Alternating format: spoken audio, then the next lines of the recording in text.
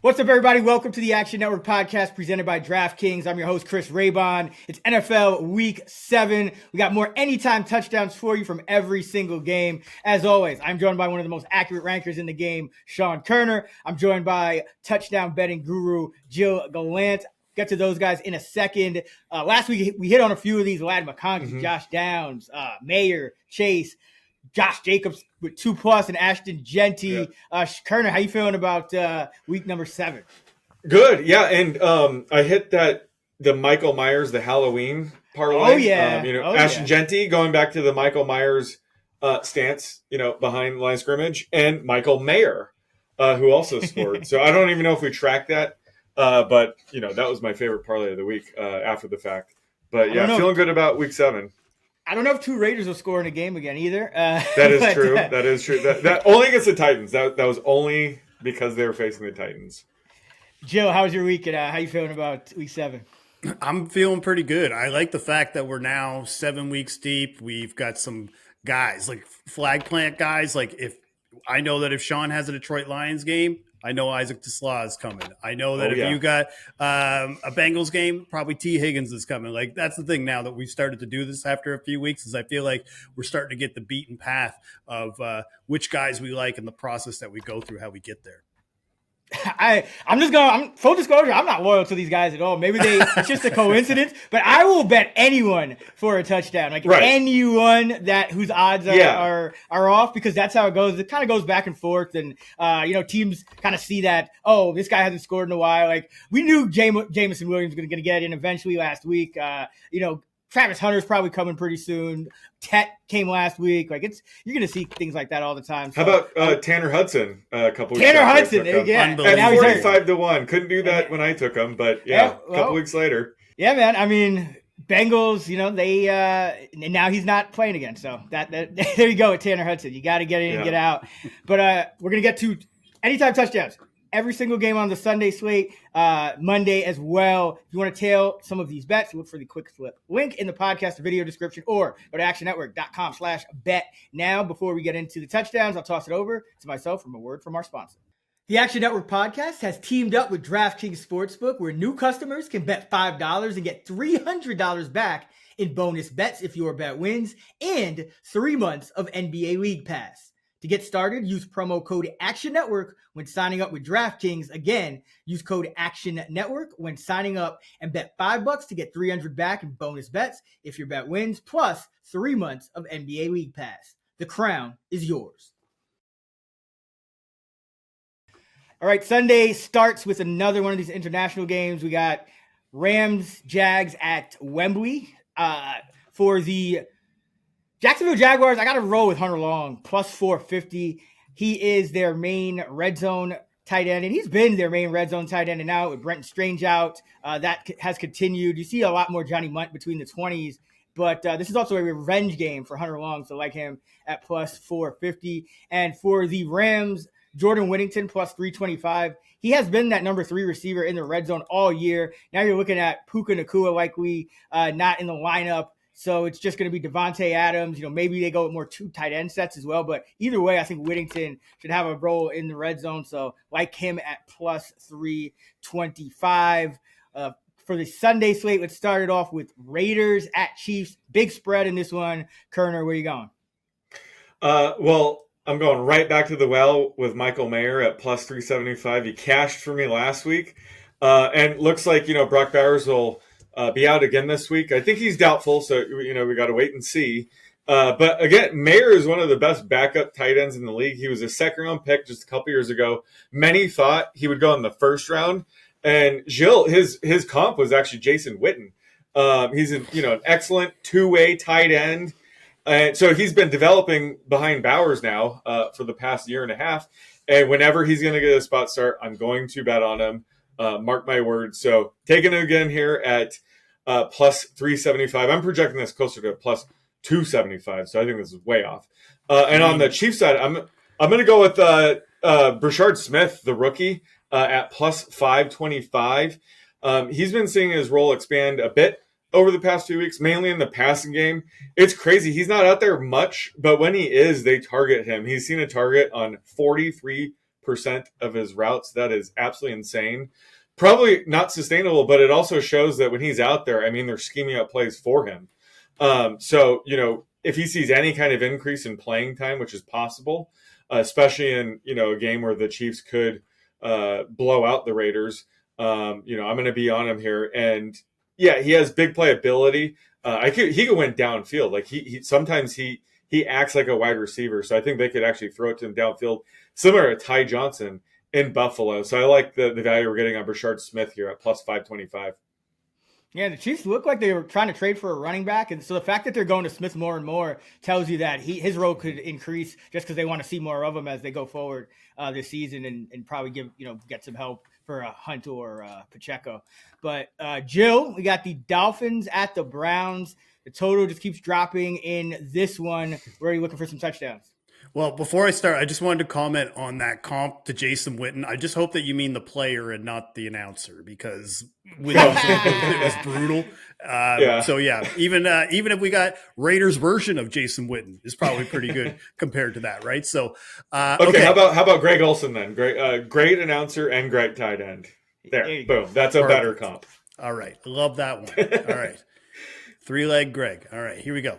All right, Dolphins and Browns. Hey yo. So. Hey, man, he wrote the song, not me. Yeah. Just give me your picks, man. All right. Fair warning. I almost considered no touchdown for this because right now Kevin Roth with the weather reports already coming in, which again, it seems unfathomable that you could see this kind of weather, but apparently 50 to 60 mile per hour winds, like gusts up to so. I think it's fair to say the deep ball is probably not an option. So we probably are going to be looking at either on the ground or guys who are going to catch short passes. So on the Dolphins side, I'm going to spread it between both Malik Washington and Nick Westbrook-Akine. Malik Washington around 7-1, NWI around 11-1. Really, to me, the reason why we're just going with them, they're the short-range wide receivers in this offense right now. They have the lowest ADOT. Both have seen their route rates and snap rates go up with the Tyreek Hill injury. So and the thing is right now, they're both kind of playing the same amount of snaps, the same kind of role. So I don't really want to take anything with Jalen Waddle at this point. So I would rather just kind of split, half a unit between the two. But on the Brown side, going to go with Harold Fannin here. David Njoku's banged up with a knee injury. He might even be on the trade block.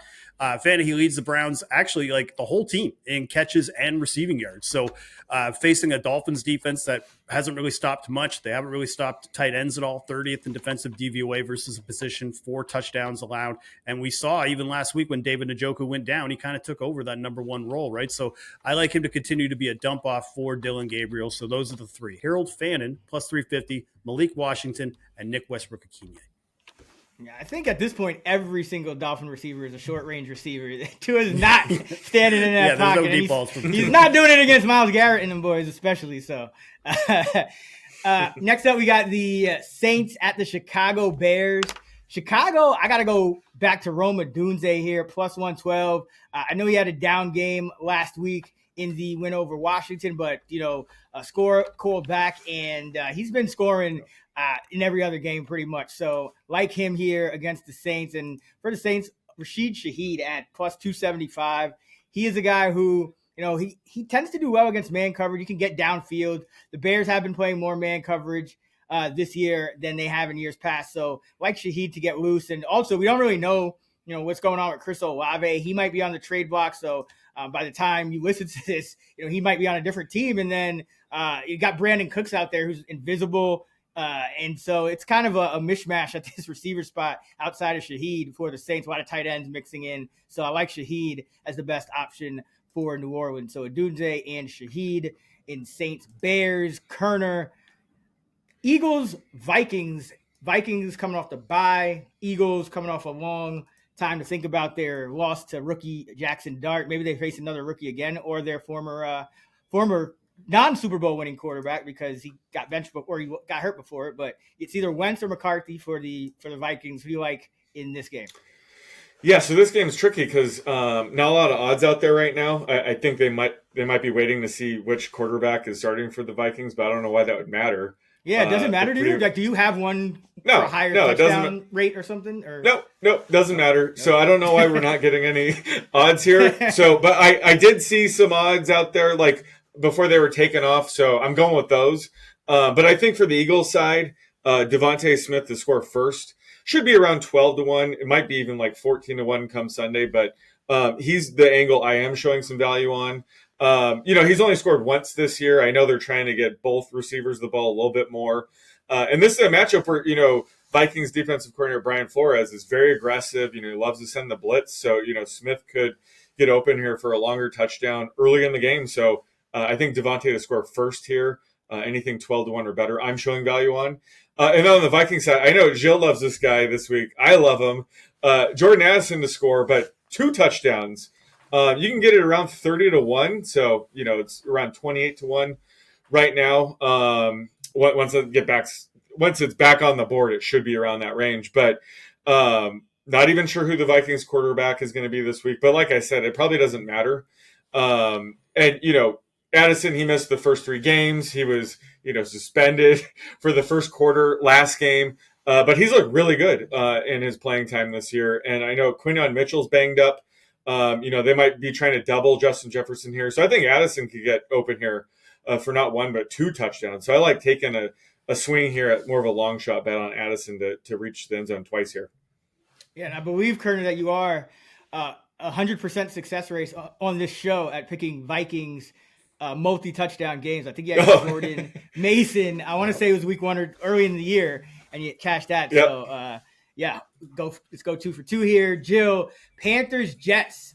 This game is a very weird kind of game on paper. The Jets have no receivers. The Panthers are due for a major letdown. What you got here? Yeah, I know that you're pretty heavily into the Jets this week, given that the Panthers are inexplicably road favorites. But yeah, we're going to take Jalen Koerner. We're going to start with him. For me, he's one of the best up and coming slot receivers in the NFL. Now he only scored twice last season, but Raybon, you had mentioned he's probably going to take over this Hunter Renfrow role and phase him out of this offense, right? So I think as well, McMillan scoring last week, that, if anything, is probably going to add more attention to him, where I expect Sauce Gardner to at least shadow him as much as possible when he's on that side of the field. And then also just so much, again, I don't want to get too caught up in coach speak, but the rave reviews that this guy has gotten in practice and in the preseason, you would think he was their best wide receiver on the team, right? So getting him around plus 380, love that spot.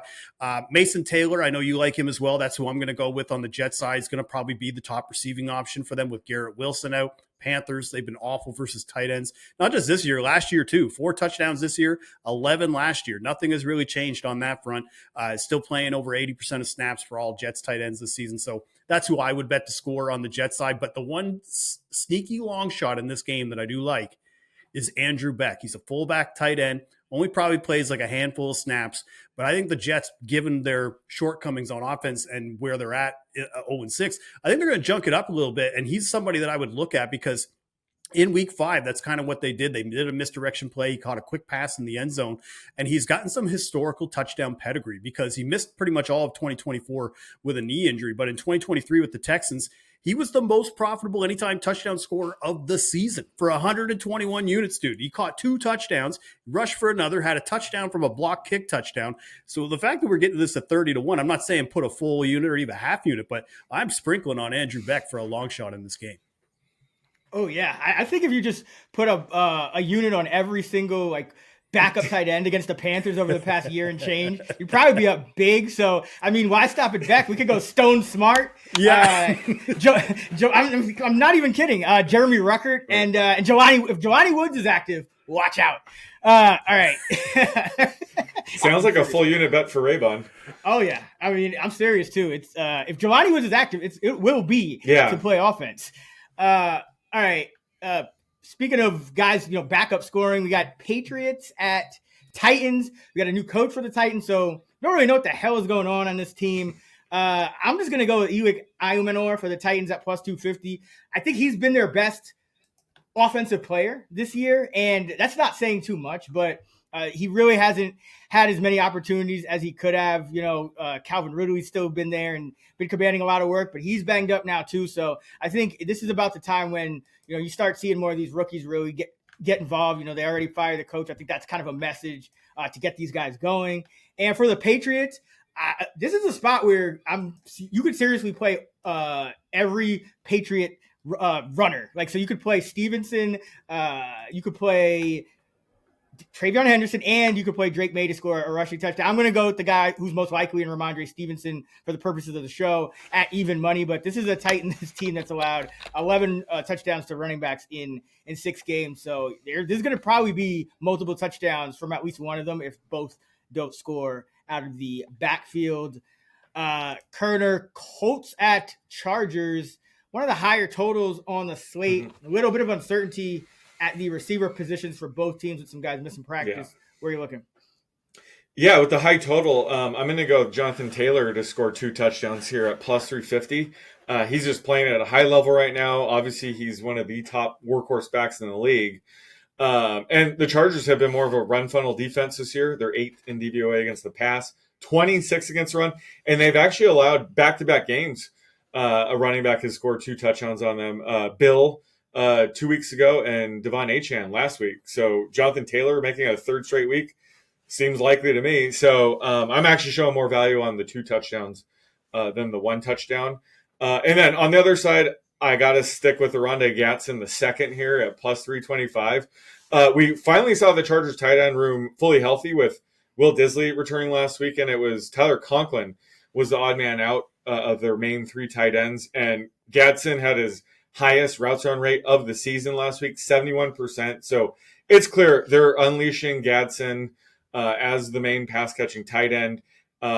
Really talented 5th-round pick. I was surprised he fell the 5th round. He gives me Darren Waller vibes. And again, he's coming off the best game of his season. He had 7 catches, 68 yards. So it's only a matter of time before he does find the end zone.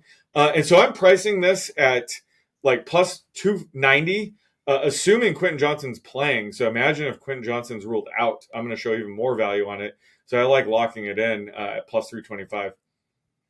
Yeah, he was one of those guys who just got me scared when I put in, his projected snap rate, and he jumped up to like tight end like 8 or something on the slate. I was like, what the hell? But I got a quick question for you, Koerner, before we move on to Giants Broncos. So when you're betting a guy to score 2 touchdowns like Taylor, and you're putting it in a parlay, do you only play the parlay with the 2 touchdowns, or do you also sprinkle in like just some Taylor to score 1 touchdown, Gadsden to score 1 touchdown? Yeah, just to increase your chance, especially if you're parlaying it, because it's more likely that he scores 1. But I think it as a solo play, I'd go 2 touchdowns. If you're doing some sort of parlay, definitely want to do Gadsden. And then if you're doing a parlay, you do Taylor, a touchdown, and then maybe like Tyler Warren, who I love, or even Daniel Jones, some other Colt to score 2, because I do think this is going to be a high scoring game. So yeah, when you do a parlay, I would just do Taylor anytime touchdown, but 2+ would be just a standalone bet. Gotcha. All right, Giants Broncos. Jill, who you got? Yeah, I mean, this is basically the man coverage bowl, right? Like both teams are top 2 in man coverage rates. I think that's only going to help the potential of a rushing quarterback touchdown. So I am going to go with Bo Nix. Frankly, I just want to take his rushing ability and his ability to score than banking on him passing, because he has been so erratic this year.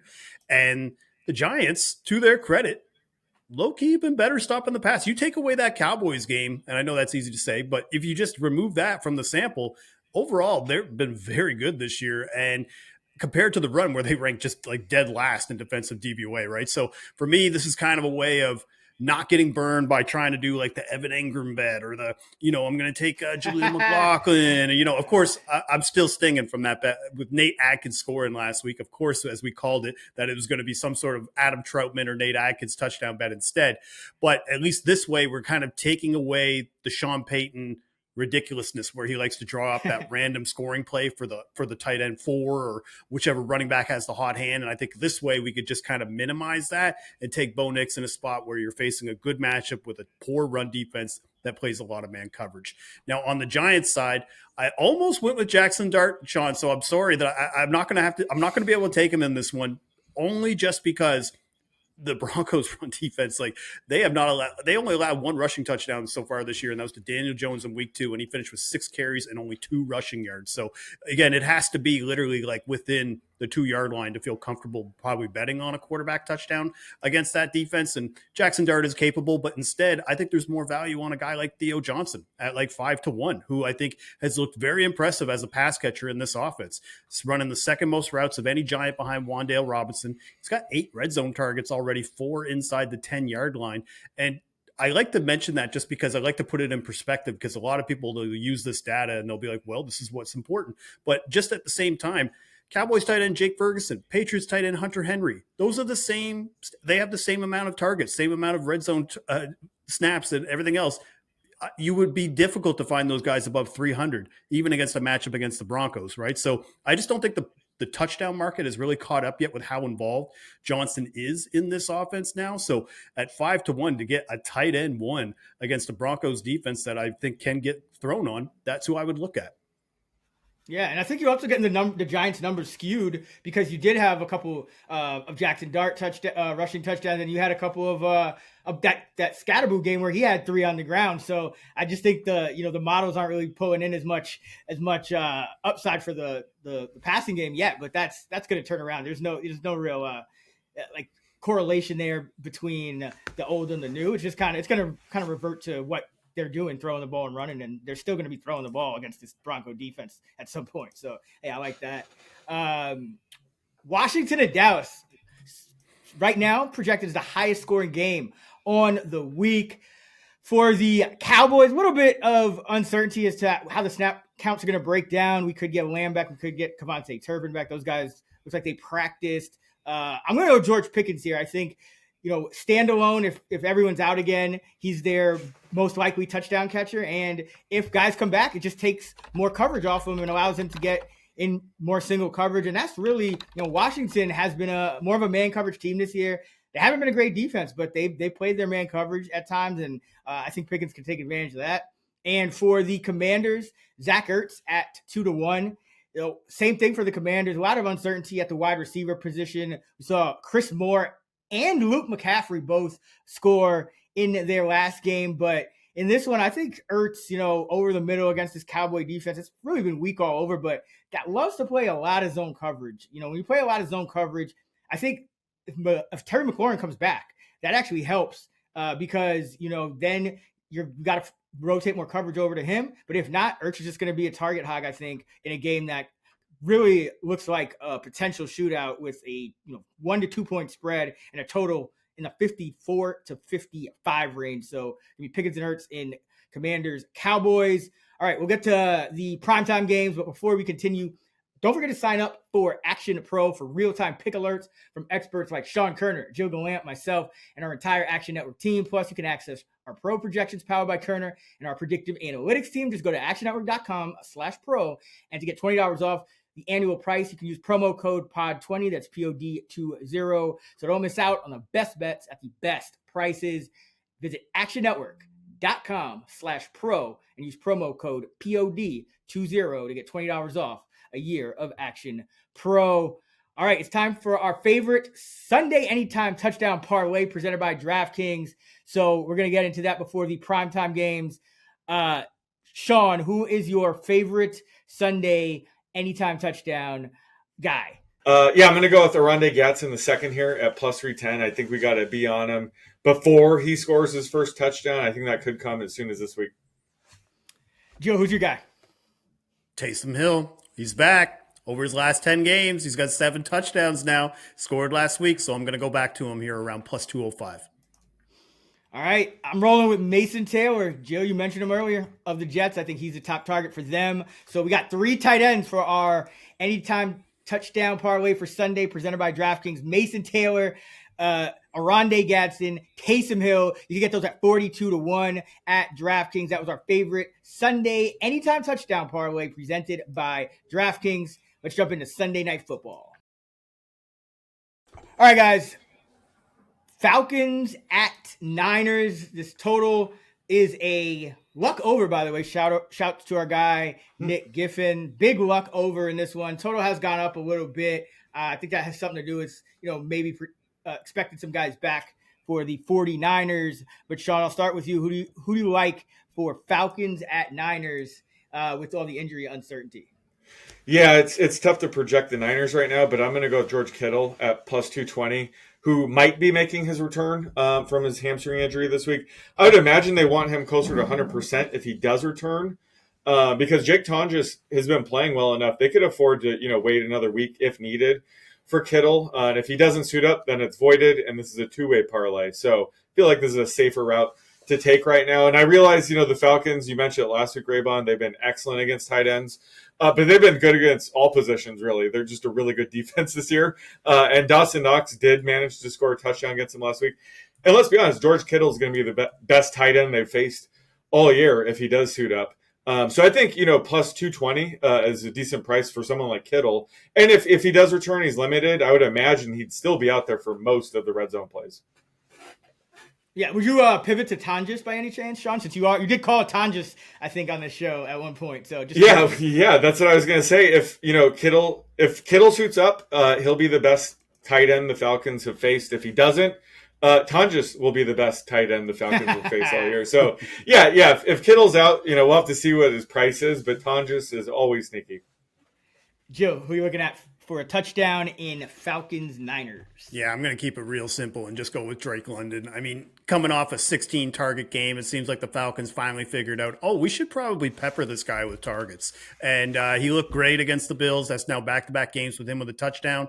So I'm perceiving that he's going to get 10 more targets in this game as well. So if you got a wide receiver one, that's what we want.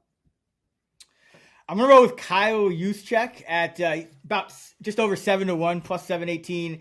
And the Niners, all their red zone receiving touchdowns have been by backs and tight ends. You got the tight ends with 4, McCaffrey with 3, and then Juszczyk has one as well. So, they're not really playing the backup running back Robinson much. So it's all McCaffrey. And then Juszczyk is out there a ton in the red zone as well. So I like him in this spot because, the Falcons are a really good defense. And it's hard to kind of get them at the wide receiver position, especially in the red zone. So I like that to kind of continue with the Niners at home. I think Juszczyk gets in at long odds. You parlay Juszczyk, Kittle, Drake London together, all to score an anytime touchdown. And you get 56-1 odds.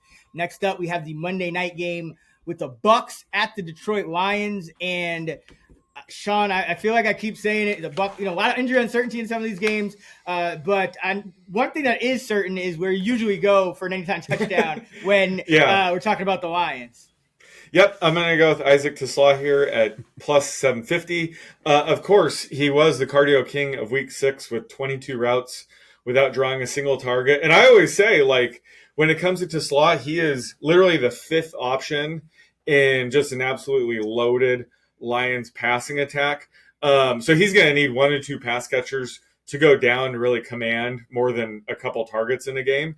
But when he does see a target, it's usually, downfield or in the end zone. So I think that's why he's still offering value. He's scored 2 touchdowns on just 5 targets this year. So I think, again, just going to keep betting on him at, plus 750. I'm projecting him closer to 5-1. Again, fully aware that he might goose egg here, but again, when he does get targets, he usually makes plays. Joe, who we got for a touchdown in Lions, Bucs? Should be a lot of them. Well, if Sean's doing Tesla, that's the heavy lifting on this parlay. So I'm going to take a little chalky pick and take Amon-Ra St. Brown, who had just had that critical 4th down drop against the Chiefs. And now the Lions are returning home. It's going to be a track meet for them. Their splits when they play at home compared to on the road is obviously significantly different, where their offense hums when they play at home. So I think Amon-Ra St. Brown, he could probably go for 2 touchdowns, but we'll just take him for an anytime for this parlay. And I'm going to go with Rachaad White at minus 115. He saw 80% of the red zone opportunities for the Bucs last week, and it kind of makes sense. A lot of guys are banged up. They might get Mike Evans back, but the Lions play a lot of man coverage. Some of these Bucs receivers do struggle in that spot. And if you get to kind of just double Evans, I think there could be some dump offs too. And, we've seen that in the past with this Bucs offense and this Lions defense. So like Rachaad White to get in the end zone, whether it's through the air or on the ground here, you could parlay Tesla, Amon-Ra, and Rachaad White at 25-1 on DK. All right. Final game, another slate with 2 Monday nighters. Texans at Seahawks. Texans coming off the bye. Seahawks coming off the win in Jacksonville. Koerner, who are you looking at for an anytime touchdown in Texans Seahawks? Yeah, I'm going to go with backup tight end Elijah Arroyo here. I think he's super talented, was a second-round pick. He's probably the main reason why they trade away Noah Fant. And, A.J. Barner has been great this year as a team's lead tight end, but I don't think people realize just how close it is between the two right now. And, routes run rate. The last 3 games, Arroyo's run route on 52% of Sam Darnold dropbacks, whereas Barner's right around 64%. So Arroyo has a really big role for a backup tight end. It reminds me a bit of Aaron Hernandez, the talent, not, the personality or off-field version. But, he's just missed on a couple big plays this year. So he's been super close, really good pass-catching tight end. And, yeah, if Sam Darnold chooses not to throw it to JSN, which will be few and far between, I think Arroyo has a decent shot here. So at plus 550, I'm showing quite a bit of value on Arroyo. Joe, who you like for a touchdown in Texans and Seahawks? Yeah, if you can't tell the trend right now where I'm keeping it super simple, I'm just taking the wide receiver 1 again, but this time Nico Collins at plus 140. The Seahawks defense, they might be getting some guys back, but even if they're not right now, they're still a little banged up with Reek Woolen and Witherspoon, both nursing injuries, right? So I think Nico Collins right now, given the fact that he's just been continuing to ascend in this offense. And plus the Seahawks, they've given up 6 touchdowns to wide receivers this year, bottom 5 in targets and yards. So I think Nico Collins could catch a long touchdown here and catch him off guard. So I like that as one of the legs for the parlay.